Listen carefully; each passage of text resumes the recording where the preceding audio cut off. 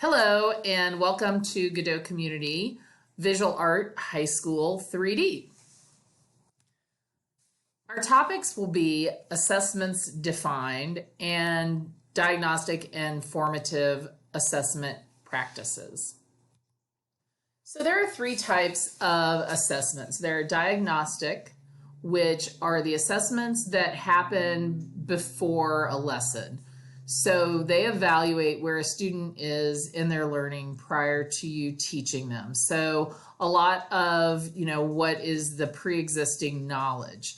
So I think especially in high school, we know that students typically have had art at some point, whether it be elementary and or middle school. And then for for our state, an intro to art course is a prerequisite. So the understanding is that there is some pre-existing knowledge that exists, but it is important for us to gauge that knowledge and not just assume, even if you are vertical teaming with teachers in middle school, or if you yourself don't teach the intro course at your school and you're vertical teaming with your intro teacher, and you know that those teachers are covering a specific standard, we know that sometimes information is not retained.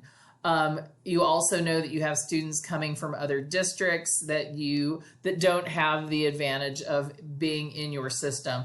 So a diagnostic assessment can be really important to help you gauge where the students are in their learning and any students who maybe need additional support before you start a lesson.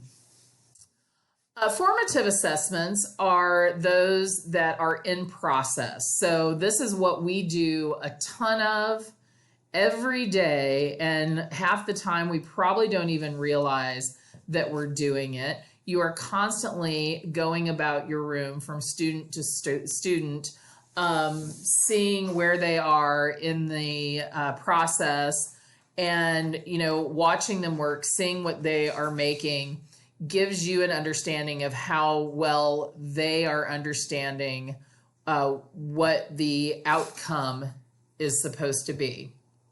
So I think formative assessments typically are, the assessments that really drive that summative. It's all those little things that you're doing along the way that are going to come together at the end. So, a very important part also of the art making or art teaching, I guess I should say, process. And then lastly, you got the big one, the summative. And that summative assessment is going to evaluate student achievement at the conclusion of a lesson. So this is typically where if your school has like a priority standard or a power standard, a lot of times those are part of a summative. Not that the formative or diagnostic don't fit in with our standards, they certainly do. But these are going to typically be your major projects, and it is that students' opportunity to demonstrate to you what they have learned or their application of the standards, the information that you have been teaching. So you have diagnostic, you're diagnosing the learning. Formative, the students are forming or formulating their skills, their understanding of information. And summative, a summation of all of that work that you've done up to that point, typically in the form of a form for us, a major project or larger piece of work.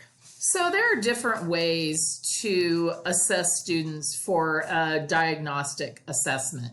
And a diagnostic assessment can be done in a really informal way. It could be something as simple as a pretest or a vocabulary quiz. There are some wonderful free apps that can be used that you could just throw on a 10 question quickie quiz and get data or information in real time, letting you know, okay, everyone knows what scoring and slipping is, or everyone knows what burnishing is, or everyone knows what a moquette is. So maybe you don't need to spend so much time.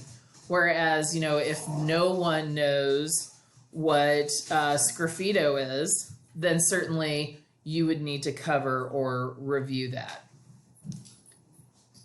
Another good diagnostic tool is a mini lab or sketches or practicing techniques. And again, the assumption is that you have not given a lot of instruction. So, if you give students a ball of clay and tell them to make a pinch pot and they haven't, had any instruction on how to do it, sorry, dogs,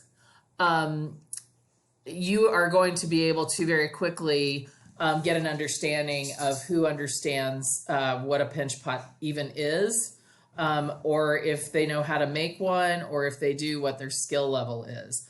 So a mini lab or practicing techniques, and also sketches. I think that if you go over even what the project maybe is going to be, and then you have students do a series of sketches, you can look at those sketches and get an understanding of whether or not those students understand, what the technique is. If they're presenting you with a sketch of something, that's supposed to be made out of stiff slab, and the sketch that they've presented to you would never be made out of stiff slab or couldn't be made out of stiff slab, then you would know. So that's a little formative diagnostic overlap, I think. Remember that these assessments are covering our standards. So anytime you have a student doing sketches or writing down foundational information, I have my students keep a sketchbook. I know a lot of times, hopefully not a lot of times. Sometimes I think 3D teachers are a little bit resistant to the idea of the journal, because what we do is create form. And I think so many times we've been shown these beautiful journals with layered collage and all sorts of art making materials. And sometimes maybe we don't think that there's a place for 3D in the journal world. But I let my students make their journals. I let them, they definitely have to have one. They have to put information in the journal. And I let them be as creative or informational as they choose to be. I, of course, supply them with all the fun stuff for those who really like to create almost this separate piece of artwork.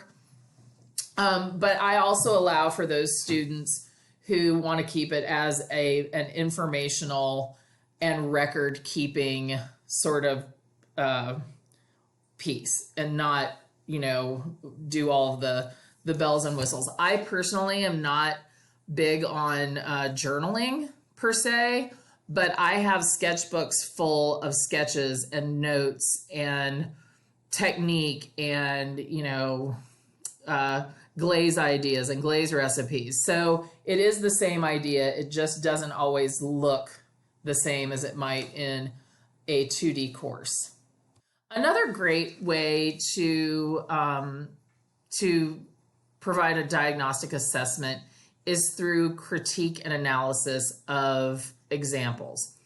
And by showing students work and having them answer questions about the work without telling them anything, you can glean from them if they understand what the process was, what the construction technique is, what the project criteria are. You can have them, you can, get an idea of what their ideas on craftsmanship are. So this is an example that I created for online learning. Typically, I would have my students do this in a face-to-face scenario, and I would group them, and they would get samples. and they would have to arrange those samples from the most to least successful. And I try to provide a range. So, I've got one that's very successful, one that's kind of middle of the road, and one that maybe is less successful. And they have to decide as a group, what that range is. And then they have to answer questions based on those examples. Like, what do you think the project is? So, for example, with something like this, the students had to make 3 pinch pots. Okay, well, what else? Well, the 3 pinch pots maybe had to be correctly constructed. Well, what does that look like? Even thickness walls. Maybe they had to have a foot. They had to have a unifying design. So all of this information students are collaborating on and sharing. And then from this information, you can directly relate it then later to the summative assessment, your rubric that you are creating. So this particular assessment would fit into the responding point 3 standard, which is engaging in a process of art criticism to make meaning and increase visual literacy. So, I also have them use your art words. They have to discuss how the elements are demonstrated, and then they have to reference those elements, or they have to reference elements in discussing how principles are demonstrated.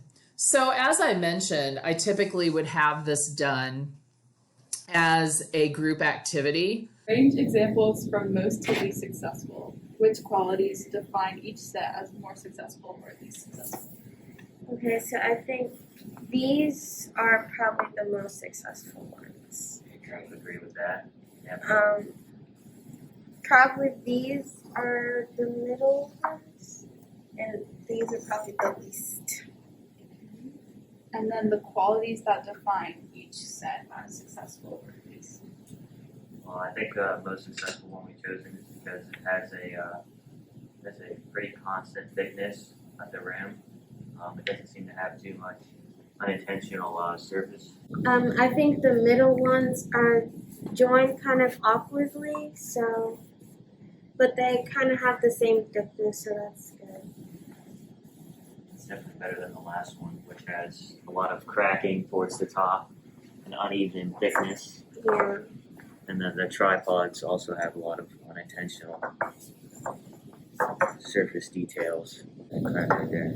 Yeah. Okay. You also got the middle one. This one doesn't seem to fit the same theme as these other two are, because we also have this side that's completely smooth. This side that's like scratched up. It doesn't really fit this like more pattern themed. Looks like they were just quickly put together. Yeah. Okay. Based on the examples, what are the criteria of the assignment? This includes construction, design, and craftsmanship. I think it was to make a slab tripod and include texture. And for all of them to like fit together. Yeah. Yeah, to make like a trio in design and surface area, surface design. So we already chose which one was the most successful. So how has the artist achieved success with construction of the form? And what does successful execution of this technique look like? Well, yeah, like we said, it doesn't have a lot of cracking in the most successful ones. And they seem to be together in a trio rather than the other ones that are cracking, and they don't look like they fit together. The slab also has a more consistent thickness throughout all 3 forms, and the opening is a lot more smooth as opposed to these 3. That one, yeah, this one has a little thinner on that side. How has the artist created visual interest through the demonstration of the elements of art? Line, color, shape, form, space, texture, value. List and describe 3. Well, they definitely use texture on all of them actually. So. I think form is a really good one too, just to see how it was like put together, and how it all matches. And these kind of include line with the different patterns that it has. I think the best one shows contrast between the textured parts and the nice smooth parts that are meant to be like a background. It really shows the design instead of the second one. I think it's just a bunch of random designs, especially with that random one. Okay, how has the artist created visual interest through arranging the elements to demonstrate the principles of design, which is movement, rhythm, emphasis, proportion, balance, unity, variety, and pattern? Well, I think the best one shows unity because all of them look like they belong in a trio together. I think balance could also be one, how they're all like working together. They're not like wobbly or anything. It also showed movement because how the textures kind of got that like hash kind of look that goes down the form. This one also kind of shows movement with it like going around the form as well. Okay, what was the artist trying to achieve? What's the story? What was the artist inspired by? And what are they trying to communicate? Well, I think maybe this one was inspired by like, I don't know, nature or leaves maybe because it looks like leaves are of some type. Kind of looks like like seaweed or something at the bottom. Okay, and how has the artist achieved high quality craftsmanship? What does good craftsmanship look like?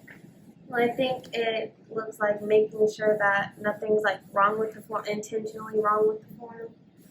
Yeah, it's smooth and they're all like the same shape. They're similar characteristics. They all fit together in a good trio. There's minimal cracking and there's consistent thickness between the slabs. The openings are pretty much even and circular.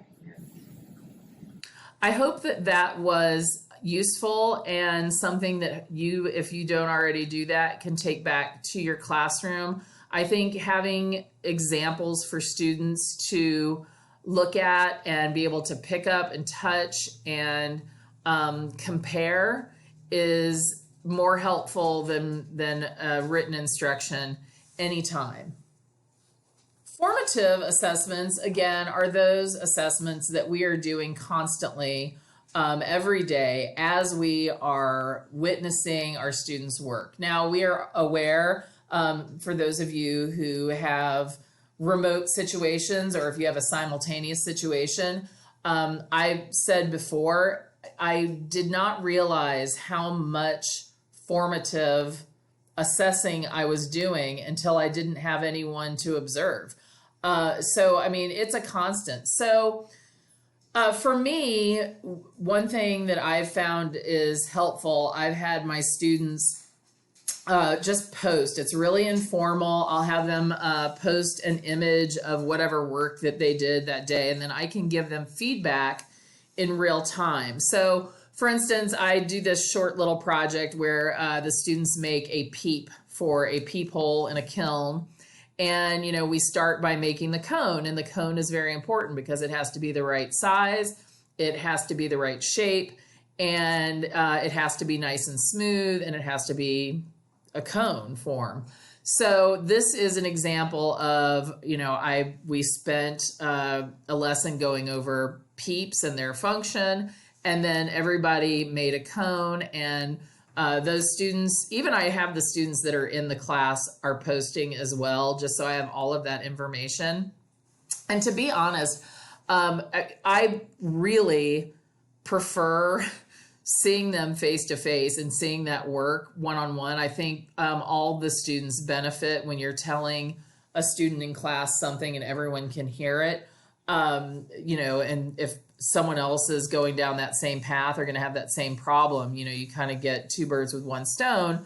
However, even moving back into a face-to-face scenario, if that's what happens, I will probably continue to have students post progress, maybe not as vigorously as I am now, but it's kind of nice to have those checkpoints to be able to go back and reference where a student was and where they revised their work. And I think especially when you have students who may at some point go into an IB or an AP program, which are very process driven right now. So they have to photograph a lot of information. They have to photograph their work in stages. They want to see where you messed up and how you corrected it, and where you had epiphanies. And I think keeping these photographs is good practice for those later, more rigorous courses.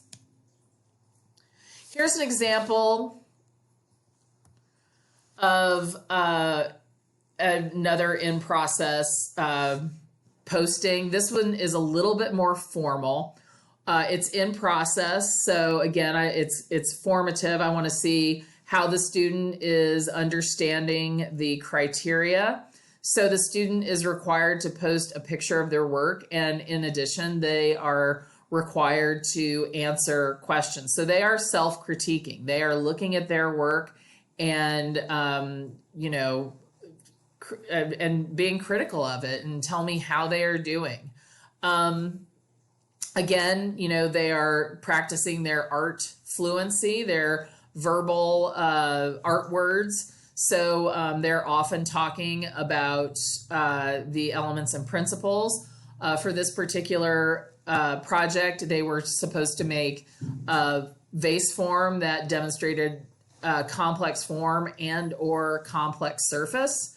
So, their understanding of complex, etc., came into play. So again, this is an example of a formative. Thank you, and I hope that you found this information useful. Assessments can be somewhat of a dry topic, so I hope that you found this interesting. Thank you.